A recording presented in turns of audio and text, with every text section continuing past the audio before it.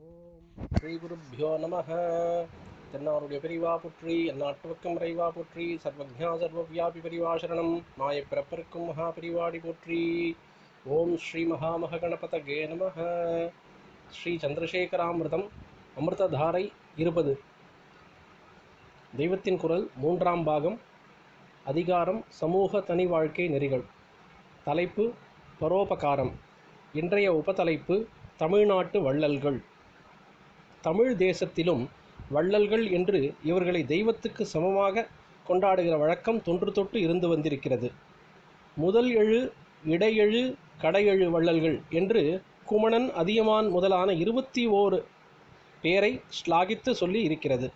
காரி, பாரி, ஓரி என்றெல்லாம் 7 பேரை கடையெழு வள்ளல்கள் என்பார்கள்.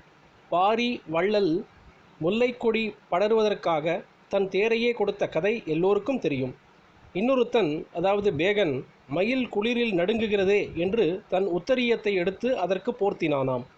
அதியமானுக்கு சிரஞ்சீவித்துவத்தை தரக்கூடிய நெல்லிக்கனி கிடைத்தது. நாம் சிரஞ்சீவியாக இருந்து என்ன சாதிக்கப் போகிறோம்? அவ்வை பாட்டி இருக்கிறாளே, சதாவும் லோகக்ஷேமத்தை பண்ணிக்கொண்டு ஊர் ஊராக ஓடி குழந்தைகளுக்கு உபதேசம் செய்து வருகிறார்களே, அவள் திடகாத்திரத்தோடு எத்தனை ஆயுசு இருந்தாலும் அதுதான் லோகத்துக்கு நல்லது என்று அவன் நினைத்து அவளுக்கே அந்த நெல்லிக்கனியை தானம் பண்ணிவிட்டான். அதியமான் பண்ணியது புத்திசாலித்தனமாக இருக்கிறது.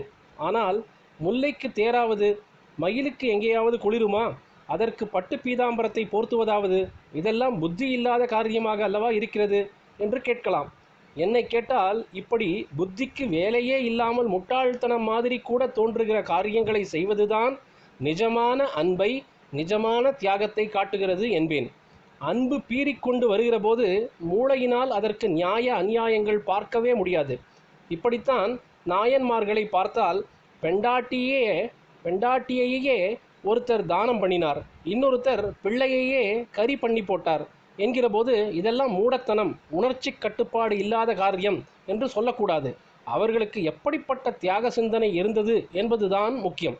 மூளையால் சமாதானம் சொல்ல வேண்டும் என்ற எண்ணமே இல்லாமல் உருட்டி புரட்டி கொண்டு வந்துவிட்ட தியாகம்தான் நிஜமான தியாகம் என்பது என் அபிப்பிராயம். இம்மாதிரி ஆவேசமாக பரோபகாரம் பண்ணின பெரியவர்கள் நம் தேசத்தில் ஆதி காலத்திலிருந்தே அவிச்சின்னமாக, அதாவது தொடர் முறியாமல் வந்து கொண்டே இருந்திருக்கிறார்கள்.